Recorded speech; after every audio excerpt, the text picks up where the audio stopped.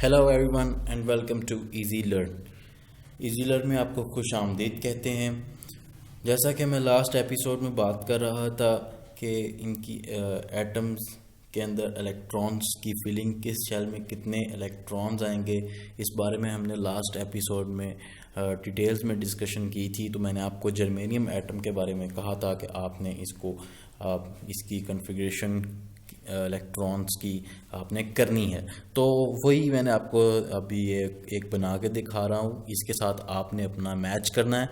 इसके अंदर शेल 1 में 2 इलेक्ट्रॉन्स आ रहे हैं, शेल 2 में 8 इलेक्ट्रॉन्स आएंगे, मैक्सिमम फुल हो जाएगा। वो भी जो बचेंगे उनके लिए शेल नंबर 3 में हम जाएंगे। शेल 3 में 18 इलेक्ट्रॉन्स होंगे। तो शेल 3 में 18 इलेक्ट्रॉन्स यानी कि ये शेल 3, तो इसमें 18 इलेक्ट्रॉन्स आएंगे। अभी भी हमारे पास बच रहे होंगे 4 इलेक्ट्रॉन्स। यहाँ पर हमारे पास टोटल 28 इलेक्ट्रॉन्स हो जाएंगे यहाँ तक। तो जो 4 इलेक्ट्रॉन बचेंगे उनको हम लास्ट शेल में ले जाएंगे। लास्ट शेल में आपको पता है 32 इलेक्ट्रॉन्स की गुंजाइश होती है। तो अभी इसके अंदर और भी अगर होते तो उनको हम लास्ट में ले सकते थे। तो ये तो थी एक लास्ट वाली बात जो मैंने आपको होमवर्क दिया था। आप लोगों ने इसके साथ अपना मैच कर लेना है। किसी भी किस्म की अगर कोई आपको प्रॉब्लम आ रही है आप लोग कमेंट्स में पूछ सकते हैं। मैं नेक्स्ट वीडियो में आपके साथ वो शेयर कर दिया करूँगा। तो इसके बाद अब मैं नेक्स्ट की अपने आज की काम की तरफ चलता हूँ। अब आपको आज का काम बताता हूँ। तो आज हमने बात करनी है कि मैटर और एटम्स की आगे प्रॉपर्टीज़ और उनकी क्लासिफिकेशंस की।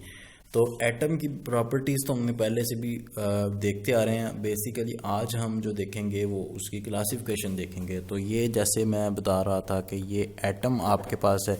तो एटम हर मटेरियल जैसा कि आप जानते हैं एटम से मिलके बना है। और ये एटम यही एटम होते हैं जो electrical properties of the materials के अंदर इनका सारे का सारा रोल होता है। और इलेक्ट्रिकल करंट किस में ज़्यादा आएगा, किस तरह का कोई मतलब इंसुलेटर, कंडक्टर या सेमीकंडक्टर, इन सारी चीज़ें कंट्रोल होती हैं एटम्स की वजह से। किसी भी चीज़ के अंदर एटम्स, फिर आगे उसकी कॉन्फ़िगरेशन आ जाती है। तो मीन्स टू से मेजर चीज़ क्या है, किसी भी अगर एलिमेंट की हम बात करें किसी भी कि वो हम कैसे कह सकते हैं किसी को कि ये इंसुलेटर है या सेमीकंडक्टर है, तो उसके लिए हमें क्लासिफिकेशन के लिए सबसे ज़्यादा मेजर जो चीज़ अंदर आएगी वो एटम आएगी। एटम से हमें पता लगेगा कि कोई भी चीज़ इंसुलेटर है, कंडक्टर है या सेमीकंडक्टर है। तो 3 टाइप्स होती हैं जो मेजर होती हैं। वो है एक इंसुलेटर होगी यहाँ पर, और कंडक्टर और semiconductor. Insulators, conductors and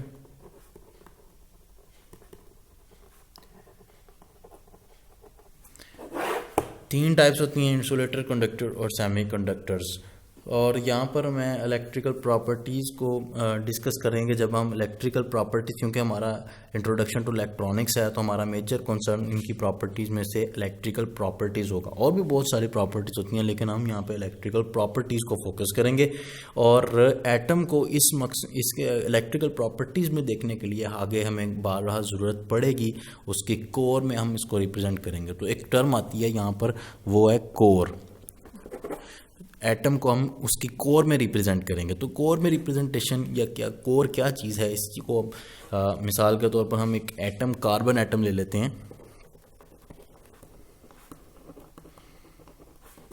carbon atom अगर हम ले रहे हैं तो उसका एटॉमिक नंबर हमें पता होना चाहिए। इसका एटॉमिक नंबर होता है, यहाँ पे मैंने लिख दिया है 8। यहाँ पर एक मिस्टेक हो चुकी है, उसको 8 लिखना। सॉरी, वो ये मिस्टेक हो गई, दोबारा ये नहीं, गलती होगी, माफ़ी चाहता हूँ। ये 6 है। 6 ही पहले जो मैंने लिखा था वो ठीक ही लिखा था, 6 है। तो इसको हम रिप्रेजेंट करेंगे। अब इसको हम देखते हैं कि मैं कोर क्या चीज़ है। जैसे मिसाल के तौर पर +6 इसका ये न्यूक्लियस रिप्रेजेंट करता हूँ। ये गोल में फर्स्ट बार में कि इसका न्यूक्लियस है। तो अगर हम इसकी इलेक्ट्रॉनिक कन्फिग्रेशन देखें तो फर्स्ट शेल में मैक्सिमम 2 इलेक्ट्रॉन्स आ सकते हैं। या आपके पास फर्स्ट शेल हो गया। नेक्स्ट शेल में हम कितने इलेक्ट्रॉन्स ले सकते हैं, 1 2 3 एंड 4, यानी कि टोटल अब 6 हो गए। तो इसको अगर हम देखें तो इसके अंदर कितने प्रोटॉन्स न्यूट्रॉन्स यानी कि 6 प्रोटॉन 6 न्यूट्रॉन्स होंगे इसमें कार्बन में, और इसके अंदर 6 इलेक्ट्रॉन्स हैं। तो ये भी इलेक्ट्रिकली बैलेंस्ड है। अच्छा, अब कोर अब बताता हूँ क्या चीज़ है। कोर में आपने ये देखना है कि जो किसी भी एटम का वैलेंस शेल यानी कि आउटर मोस्ट शेल, जैसे इसका ये है वैलेंस शेल, वैलेंस शेल को आपने देखना है। तो वैलेंस शेल को आपने आपने इंक्लूड नहीं करना, उसको आपने नहीं देखना। बाकी इनसाइड में आपने देखनी क्या चीज़ है। जैसे इसके इनसाइड में ये चीज़ बचती है, ये वाली जो चीज़ जिसको मैं सारा हाईलाइट कर दिया है, ये सारे का सारा ये इनसाइड, इसको आप कोर कहते हैं। तो ये अगर मैं इसकी जैसे कि ये अभी मैं दोबारा बना लेते हैं ये कोर, तो इसकी कोर क्या चीज़ हुई, ये वाली चीज़। ये इसको अब मैंने इसके आउटर मोस्ट शेल को नहीं देखना। अगर मिसाल के तौर पर इसके बाहर भी कोई शेल होता, ऐसे इसके बाहर भी कोई शेल होता, तो वो फिर इसका हमने उसको नहीं देखना था और हमने इस बारे को इंक्लूड कर लेना था। यानी कि आउटर मोस्ट शेल या वैलेंस शेल को आपने इंक्लूड नहीं करना, बाकी सारे का सारा इंक्लूड होगा। तो अब ये इसकी कोर है। तो कोर के ऊपर अब देखेंगे कि चार्ज क्या है। कोर है ये, चार्ज कैसे पता लगेगा, +6 ये +6 और ये इलेक्ट्रॉन -1 माइनस और ये 2 नेगेटिव चार्जेस -2 हो गया। तो 6 -2 ये +4 इस कोर पे यानी कि चार्ज है। तो कार्बन एटम की कोर पे चार्ज क्या है, +4 का। इट मीन्स कि ये जो +4 यानी कि जो प्लस नेट चार्ज है जैसे कार्बन एटम के ऊपर, तो इसके भी यहाँ बाहर भी 4 इलेक्ट्रॉन है। इट मीन्स इसकी कोर के ऊपर +4 चार्ज है। तो हर वैलेंस शेल पे वो +4 के लिहाज से जो है फोर्स एक्ट करेगी। तो ये बात यहाँ पे क्लियर हो गई सारी। अब इसके बाद नेक्स्ट टर्म की तरफ चलते हैं, वो इंसुलेटर्स की मैं थोड़ी सी बात कर दूँगी, थोड़ी सी जस्ट एक इंट्रोडक्टरी सारी चीज़ें। बेसिकली तो ये सारी बातें आपको ऑलरेडी हर एक को तकरीबन पता होती हैं, तो इसके ऊपर हम थोड़ी बात कर रहे हैं और फिर हम आगे चलेंगे। इंसुलेटर पे थोड़ी सी बात करते हैं। इंसुलेटर क्या चीज़ होती है? इंसुलेटर एक ऐसी चीज़ मटीरियल कहते हैं जिसके जो इलेक्ट्रिसिटी जिसमें से पास ना कर सके, जो इलेक्ट्रिक करंट को कंडक्ट ना कर सके, अपने अंदर से पास करवाने की सलाहियत उसमें मौजूद ना हो। तो मोस्टली देखा जाए तो गुड इंसुलेटर्स जो हैं वो कंपाउंड्स हैं, बजाय इसके कि सिंगल एलिमेंट्स मटेरियल्स हों। तो यानी कि मोस्टली आप देखेंगे जितने भी इंसुलेटर्स अच्छे वाले हैं, अच्छे मतलब टॉप में आते हैं, वो सिंगल एलिमेंट्स नहीं होंगे, बल्कि 2-3 एलिमेंट्स को जोड़ के यानी कि एक कंपाउंड्स की फॉर्म में मौजूद होंगे, और उनकी रेजिस्टेंस इस तरीके से बहुत ज़्यादा बढ़ जाती है। इनके अंदर यही तो चाहिए होता है, हमें यही रेजिस्टेंस ही इनकी हाई करनी होती है। तो ये कंपाउंड्स होंगे, मोस्टली कंपाउंड्स होंगे, और इनके अंदर आपको अगर आप इनकी एग्जांपल्स देखना चाह रहे हैं तो ये यानी कि प्लास्टिक, जैसे कि आप जानते हैं प्लास्टिक भी खुद तैयार किया जाता है काफ़ी मटेरियल्स को मिला के। तो ये भी कंपाउंड है, ग्लास है, मिक्का है, इस तरह की चीज़ों को आप ले सकते हैं। प्लास्टिक है, ग्लास है, ऐसे या रबर कह लें। तो ये इसकी एक एग्जांपल्स हो गई हैं इंसुलेटर्स की। तो अब नेक्स्ट बात करते हैं हम कुछ कंडक्टर्स की। तो अब हम कंडक्टर्स की बात कर रहे हैं। तो कंडक्टर्स क्या हैं, जो जिनमें से करंट आपका इजीली पास आउट हो सकता है।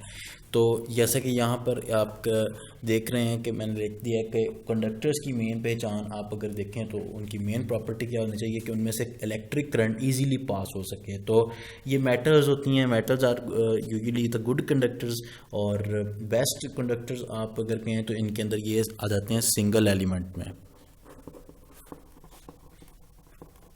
जैसे कि इंसुलेटर्स की मैं बात कर रहा था, तो उसके अंदर माफ़ी चाहता हूँ, उनके अंदर सिंगल एलिमेंट्स की बात नहीं हो रही थी। उनके अंदर हम यूजुअली कंपाउंड्स की बात करते हैं कि कंपाउंड्स यूजुअली इंसुलेटर्स में अच्छे इंसुलेटर होते हैं। लेकिन उसके बरक्स अगर आप कंडक्टर्स की बात करें तो उसके अंदर कंडक्टर्स में आपको सिंगल एलिमेंट्स जो हैं वो ज़्यादा अच्छे तरीके से कंडक्ट करते हैं इलेक्ट्रिसिटी। जैसे कि for example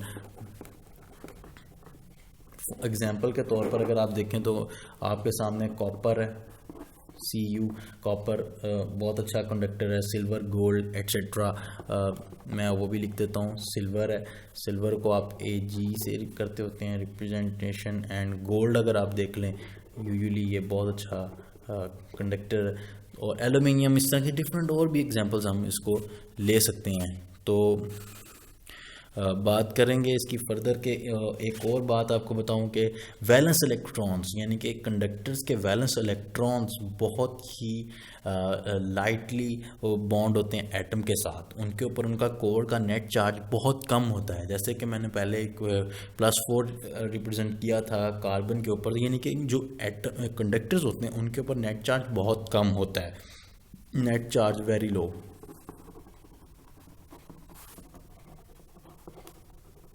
net charge very low, core का नेट चार्ज जो कि उनके वैलेंस इलेक्ट्रॉन पे बहुत कम होता है। ये मैं आगे जाके कंडक्टर्स को और सेमी कंडक्टर्स को, इनको आपस में कंपेयर करूँगा एग्जांपल्स के साथ, तो आपको ये सारे का सारा कॉन्सेप्ट क्लियर होता जाएगा। जो भी मैं बातें कर रहा हूँ ये सारी की सारी मैं आपके साथ बाद में भी शेयर करूँगा। तो आगे मैं आपको एक और बात बताना चाहता हूँ यहाँ पे कि इनकी के कॉपर्स के अंदर तो ये बात होगी कि ये वेरी लूजली बॉन्ड होते हैं इनके वैलेंस इलेक्ट्रॉन। तो आगे सेमीकंडक्टर की थोड़ी सी बात कर लेते हैं। सेमीकंडक्टर में ये मटेरियल वो होते हैं कि ये इनकी कंडक्टिविटी कंडक्टर से कम होती है, और ये कंडक्ट करते हैं इलेक्ट्रिसिटी, लेकिन कंडक्टर से कम, लेकिन इंसुलेटर से ये ऊपर होते हैं, यानी कि ये दरमियान में होते हैं इंसुलेटर्स और सेमीकंडक्टर्स के। ये मटेरियल भी बहुत ज़्यादा यूज़ होते हैं, बहुत वाइडली यूज़ होते हैं इलेक्ट्रॉनिक्स में। और ये मटेरियल अगर आप इसकी बात कर लें कि ये दोनों तरह से पाए जाते हैं, प्योर हालत में भी हम इसको इस्तेमाल करते हैं, और इम्प्रॉपर्टीज़ में, यानी कि प्रॉपर्टीज़ इनकी चेंज करने से भी हम इसको यूज़ करते हैं। तो इसके अंदर दो तरह से आ जाते हैं। तो ये जो सिंगल एलिमेंट वाले हैं इनको मैंने यहाँ पर ये लिख दिया है पॉज करके वीडियो, ताकि हमारा टाइम सेव हो सके। तो एंटीमनी, आर्सेनिक एग्जांपल्स में सिलिकॉन और जर्मेनियम, इस तरह की एग्जांपल्स ये आपके सामने आ रही हैं। जबकि कंपाउंड की अगर हम बात करें तो कंपाउंड में फॉस्फाइड या गैलियम नाइट्राइड, सिलिकॉन, जर्मेनियम और इस तरह की बहुत सारी एग्जांपल्स हमारे पास आ जाती हैं। तो इस अगर आप ज़्यादातर वाइडली, वैसे तो हम ये सिंगल एलिमेंट भी यूज़ करते हैं, ये भी यूज़ हो जाते हैं इलेक्ट्रॉनिक्स में, तो ये नहीं है कि कोई एक यूज़ होता है। तो ये डिपेंड करता है हमारी रिक्वायरमेंट्स पे, जैसी हमें रिक्वायर्ड चीज़ होगी वैसे ही हम इसको यूज़ कर सकते हैं। तो सिंगल एलिमेंट सेमीकंडक्टर जो होते हैं बेसिकली यूजुअली हम उनको करेक्टराइज करते हैं उनके 4 वैलेंस इलेक्ट्रॉन से। और सिलिकॉन जो सबसे ज़्यादा यहाँ पर मैं ये सिलिकॉन, आप इसको ये हाईलाइट करें अपने माइंड में कि ये सिलिकॉन बेसिकली हम इसको बहुत ज़्यादा यूज़ करेंगे अपनी सारे के सारी आगे आने वाली इलेक्ट्रॉनिक्स में, जो मैं कोर्स आपको कवर करवाने की कोशिश करूंगा। और नेक्स्ट वीडियो में, अब आज के लिए अब इतना ही है। नेक्स्ट वीडियो में मैं आपको नेक्स्ट एपिसोड में इंशाल्लाह मैं बैंड गैप कवर करने की कोशिश करूंगा, और इसी से रिलेटेड मैं आपको कवर करवाने की कोशिश करूंगा, कंपैरिजन करवाऊंगा आपको सेमीकंडक्टर एटम और कंडक्टर एटम का। फिर मैं आपको सिलिकॉन और जर्मेनियम का कंपैरिजन करवाऊंगा, और इसी से रिलेटेड नेक्स्ट वाला काफ़ी इंपॉर्टेंट काम आपसे शुरू होने लग जाएगा नेक्स्ट वीडियो से। तो अब आप बेसिकली फोकस करना शुरू करें इस काम पे, और अगर आपको कोई चीज़ नहीं समझ आ रही तो वह भी आप अपने कमेंट्स में पूछ सकते हैं। इस वीडियो में कोई इम्प्रूवमेंट्स चाहते हैं तो वो भी आप हमें सजेशंस दे सकते हैं। तो थैंक यू वेरी मच।